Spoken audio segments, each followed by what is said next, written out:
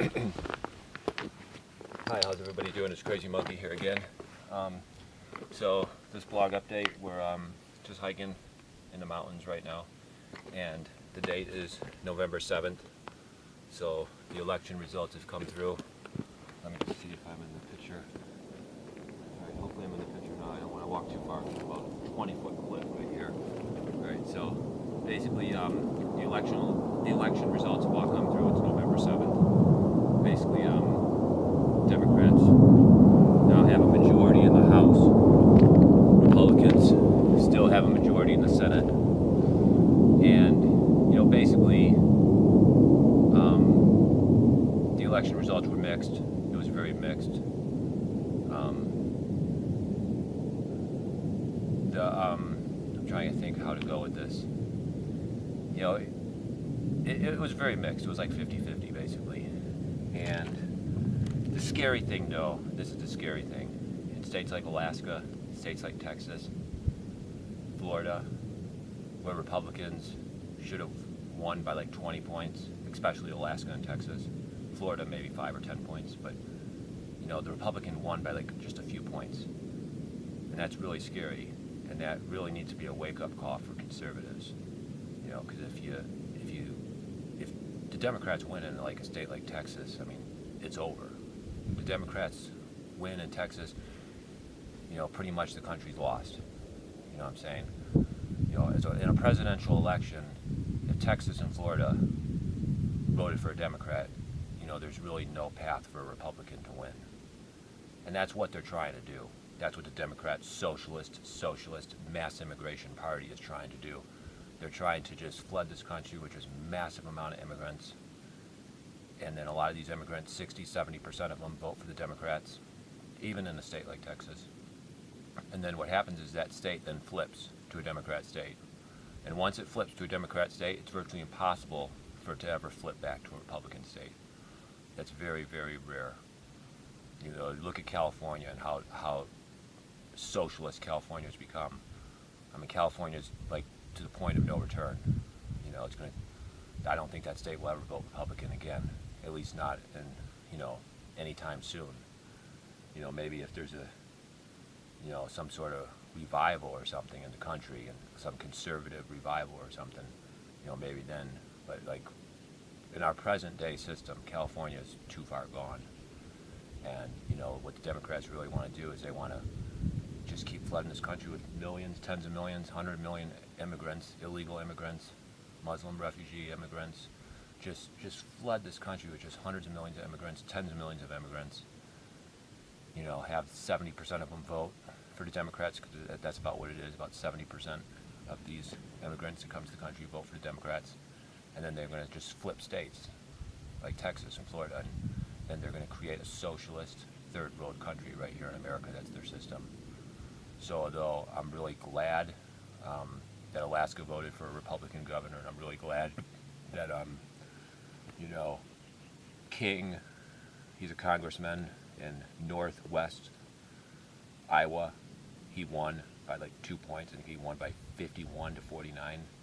I'm glad he won, because he's a great defender of our Christian culture and our Western culture. He's a great defender of this country. He says many great, wonderful things about Western culture and about our Christian heritage. So I'm glad he won, but the fact he only won by like 2 or 3 points, or it was like 2, 3, or 4 points, he only won by a few single-digit points. We really have got to cut immigration. We've got to build that wall, because if we don't build that wall, and if we don't cut immigration, our future is going to be, the Socialist Democrat Party in more and more states, and eventually this whole country will turn socialist. And you just look at these cities. Look at these cities like San Francisco and L.A. These sanctuary cities. These sanctuary cities where they just flood in just millions of illegal aliens. L.A. alone, L.A. area has over 1 million illegal aliens in just the L.A. metro area. And that's the ones they admit. That's what mainstream media says. Mainstream media says there's over 1 million, which means there's probably 2 million.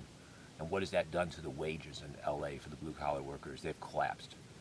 You can go on the internet and just hear stories about blue-collar guys of all races, Latino citizens, white citizens, black citizens, Asian citizens, and they would tell you stories how You could be a construction worker back in the 1980s in Los Angeles, and you'd make enough money you could buy a small house in LA on a construction worker's salary. Then they flooded LA with like 1 million illegals. A lot of those illegals are in construction industry. Those wages then collapsed, adjusted to inflation. Those wages collapsed. And now it's like you work in construction industry in LA, you're working with just tons of illegals, you're making like maybe 15, 16, 18 bucks an hour. You think you're gonna buy a small house? You think you're gonna buy a small house? You will be lucky if you have a one-room apartment. You will be lucky if you can afford a one-bedroom apartment. All right? They've turned it into a third-world city. LA is basically a third-world city. You know, if you're a filthy rich liberal elitist like some Hollywood leftist movie star, and you have 2 or 3 illegal alien maids, you know, cleaning your house, and one of those illegal alien maids got raped at the border to clean your house because you're a Hollywood movie star with millions of dollars, and you're a radical leftist, and you hate Trump, and you're a radical leftist, and you hate the Republicans, and you hate the idea of building a wall, and you have a net worth of $50 million, and you have a $5 million house in some filthy rich LA area like the Hollywood Hills, and you know, those are the people that benefit from the Democrat socialist policies. Those Hollywood elites that have 50 million net worth with 3 maids, and 2 of them are illegals, and 1 of them got savagely raped crossing the border to clean that liberal leftist's house that's worth 5 million, and the liberal leftist has 50 million, and the liberal leftist hates America, spits on the flag, you know, calls us deplorables because we are Christians, and we believe in the NRA, and we believe in the Second Amendment and the First Amendment. You know, those are the people that are going to take this country over when the Democrats win. When the Democrats win and a massive landslide in the future because of mass immigration and cultural changes to this country, cultural demographic changes to this country, you know, those are the people that are going to win. Those Hollywood elitists are going to just make billions. Those filthy rich tech CEOs are going to make billions. And then we're going to become a slave labor underclass, competing with all the illegals, with wages going to the bottom. With wages going to the bottom is we're forced to compete with tens of millions of illegals, crashing our wages to the bottom. And we're going to become dirt poor slaves. The middle class is going to collapse. We're going to become dirt poor slaves, forced to compete with like 20, 30, 50 million illegals on a collapsing wage scale as our wages collapse. And then they'll flood the country with millions and millions of Muslim refugees, millions of immigrants from all over the world, collapsing our wages. A lot of those immigrants will get welfare and food stamps. 70% on record will vote for the Democrats. That's what we see with a lot of the immigrant groups. About 70% vote for the Democrats. Some it's less, some it's like 60, 50%. Some it's way more, it's like 90%. But in general, it's about 70% of the people that they're bringing into the country will vote for the Democrats. If the illegals can vote, 70% of the time they vote for the Democrats. In general, that's about the statistic in general. And you know, our country would turn socialist like Venezuela over time. And you know, you look at these cities like San Francisco. Let me see how much battery life I got going. You look at these cities like San Francisco, Seattle, and wow, it's only got like another minute. All right, so real quick. Look at these cities like San Francisco, Seattle, where they got the house in $1 million. That is part of the socialist scam, folks. That's part of the socialist system. Because what they do is the liberals want the property tax to be sky high. So what the liberals do is they'll do tax incentives to bring in the tech companies into the city center. That causes the house prices to skyrocket. The liberals and the big government, they love it because then the property taxes skyrocket. Then their salaries go up. So, and then the big government gets bigger and bigger as those property tax revenues skyrocket. And then those cities get ultra left wing because all these poor renters, they can't afford housing, so they're a renter for life. And then they want rent control, and they want all these socialist housing programs, and they become a socialist voting bloc. And that's their system. That's the Democrat Socialist Party system. It's to make house prices astronomical and unaffordable, and then to create socialist voting blocs.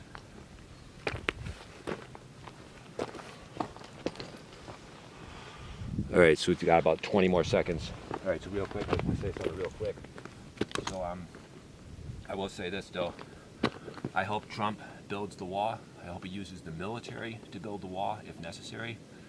And if Trump does use the military to build the wall, and if he does do a middle-class tax cut, then I will strongly, strongly support voting for Trump in the re-election in 2020.